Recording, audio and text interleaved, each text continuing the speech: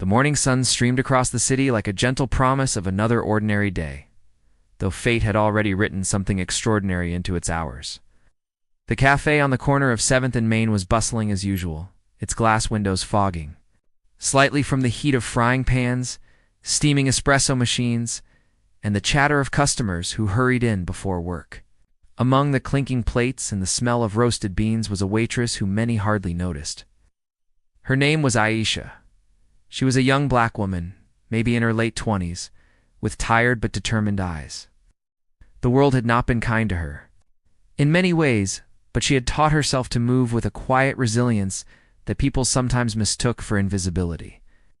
To most customers, she was just the waitress, moving from table to table with a tray balanced on one hand and a pen tucked behind her ear.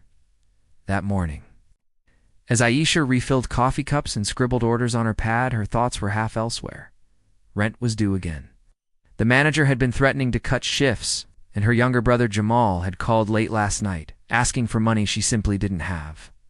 Yet she smiled anyway, because she had learned long ago that kindness was a shield, and people left you alone if you carried it like armor.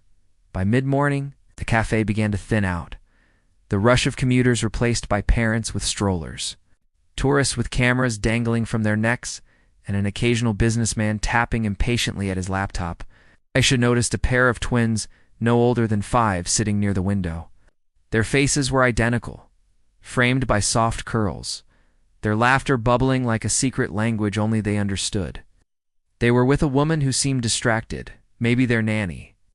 Scrolling through her phone while occasionally tossing them a distracted smile, the twins pressed their little palms to the glass, giggling at the pigeons strutting outside on the sidewalk.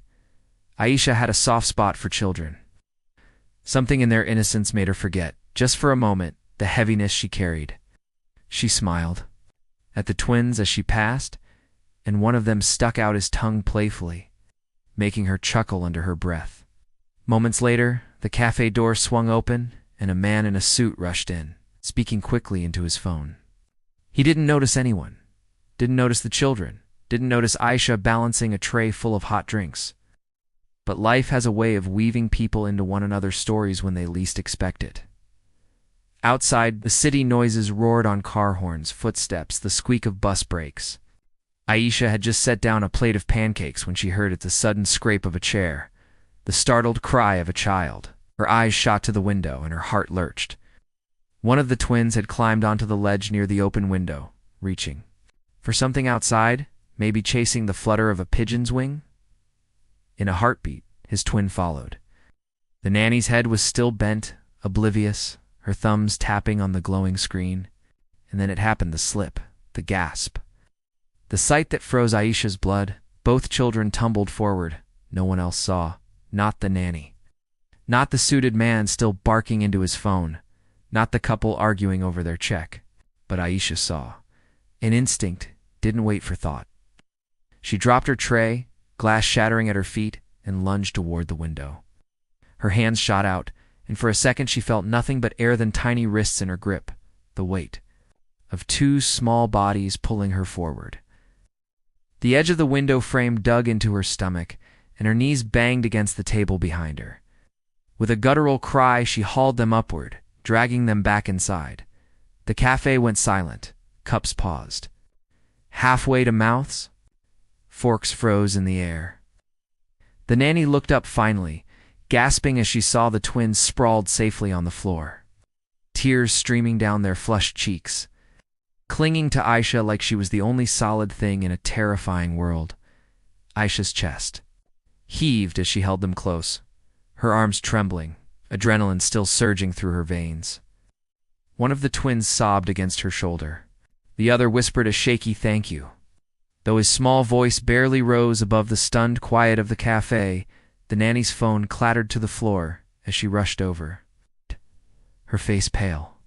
She stammered apologies, explanations, her hands fluttering, uselessly as she tried to gather the children, but they clung to Aisha, refusing to let go.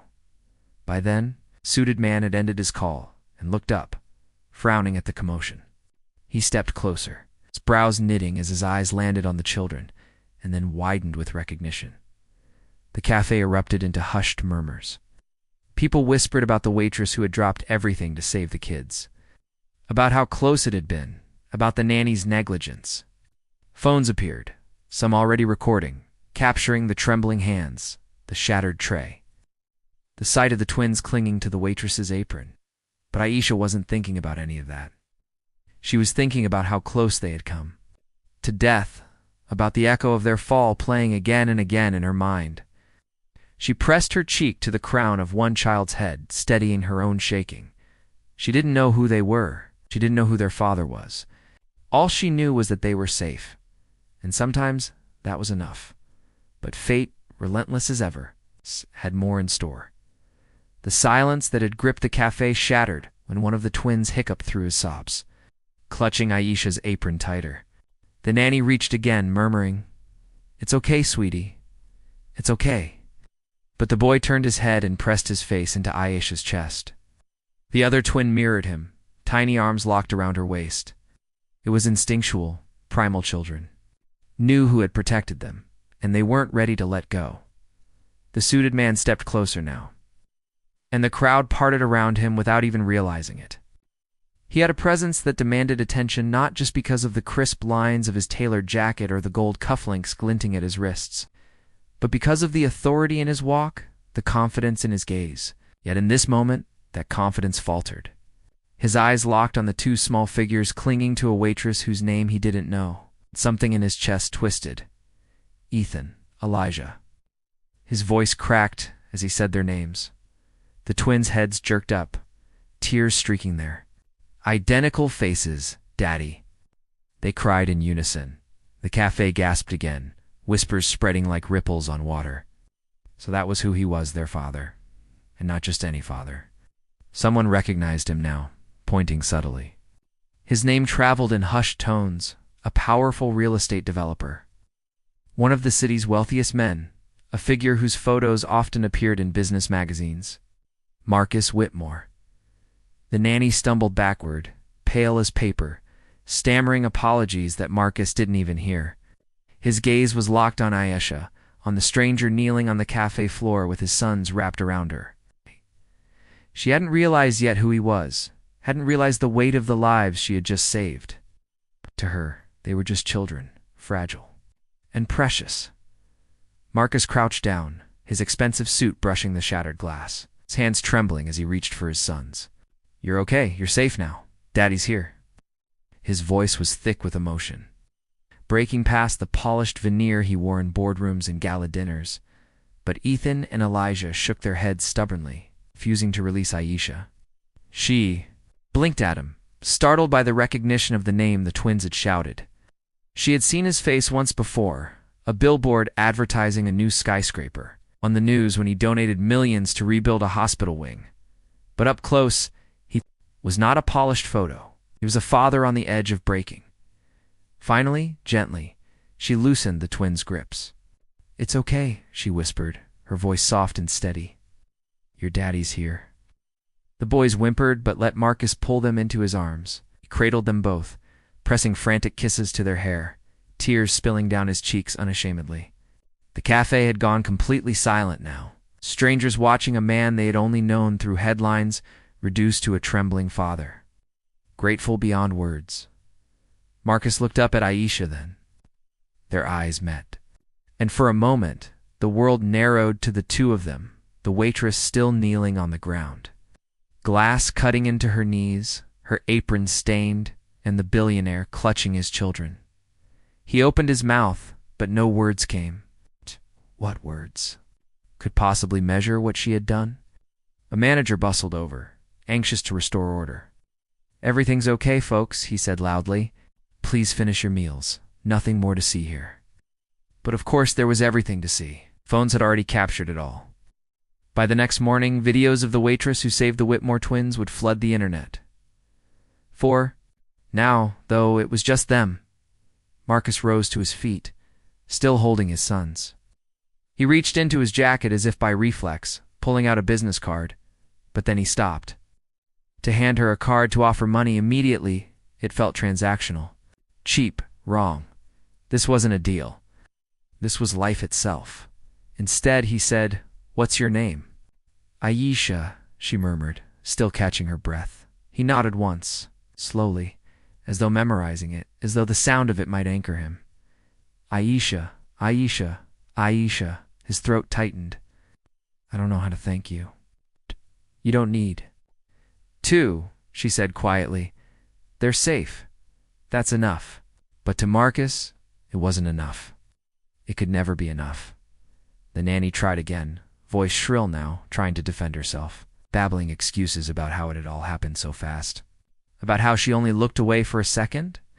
Marcus turned to her, and the look in his eyes was ice. O'Donnell said flatly, Get out. She stammered, tried to plead, but his tone was final. The nanny fled the cafe in tears. Marcus turned back to Aisha. He noticed the tiny shards of glass embedded in her skin, the faint blood on her knees, the way she winced when she shifted. Her weight? She hadn't thought about herself once. She had only thought about saving his children. Let me take you to the hospital, he said firmly. She shook her head. I'm fine. You're bleeding, he insisted. It's nothing. Ethan tugged his father's sleeve. Daddy, she's hurt. That simple sentence undid Marcus more than anything else. Because his sons, who had been seconds from death, still cared about the woman who had saved them. And he realized then that this moment, this connection, wasn't going to end inside a cafe. He carried his sons outside, with Aisha walking uncertainly behind. Flashbulbs exploded as photographers who had been lingering nearby recognized him. Reporters shouted questions. Who was the woman? What had happened? Was it true she had saved the twins? Aisha froze, shrinking under the sudden attention. She wasn't. Used to being seen, her entire life, she had been overlooked, dismissed, judged before she even opened her mouth. And now, cameras were pointed at her like she was suddenly the center of the universe, Marcus noticed. He stepped slightly in front of her, shielding her with his body, his jaw tight. Enough, he barked at the reporters. No questions. His car pulled up, sleek and black, the driver leaping out to open the door. He turned to Aisha. Please, come with us. She hesitated, staring at the expensive car, at the polished leather seats visible inside. She felt out of place, like a single misplaced note in a symphony. But the twins were looking at her with wide, tear-streaked eyes. Come, they begged, and she couldn't say no. The drive was quiet, the city blurring past the tinted windows. The twins leaned against her, exhaustion overtaking them now that the danger had passed. Marcus kept glancing in the rearview mirror at her, his mind spinning. He had spent years building empires, collecting wealth, navigating politics and power. But none of it mattered compared to the sight of his sons alive because of her. When they reached his estata, sprawling mansion on the edge of the city, guarded by iron gates and manicured lawns, Aisha's breath caught. She had never even dreamed of stepping inside a place like this. The driver helped her out, but she felt her legs trembling, as though she didn't belong on ground so polished it reflected the sky. Inside, the twins refused to let her go. They clung to her hand as maids rushed forward, as a butler asked if she needed anything, as Marcus barked orders to bring first aid supplies. She sat awkwardly on a velvet couch, trying not to stain it with her apron, while someone dabbed at the cuts on her knees. The twins sat pressed against her side like she was their anchor, and Marcus watched, silent realization dawning slowly in his eyes. He had spent years searching for reliable people, business partners, employees, even friends. Albeit trust was always scarce, loyalty always bought with money. When here was a woman who had risked her life without knowing who his children were, without expecting anything in return. Her presence unsettled him. Not in a bad way, but in a way that made him wonder what else he had been blind to in his carefully controlled life. He didn't know it yet. But this was only the beginning, because saving the twins had bound her fate to his in ways neither of them could yet see, and soon the world would test just how strong that bond really was.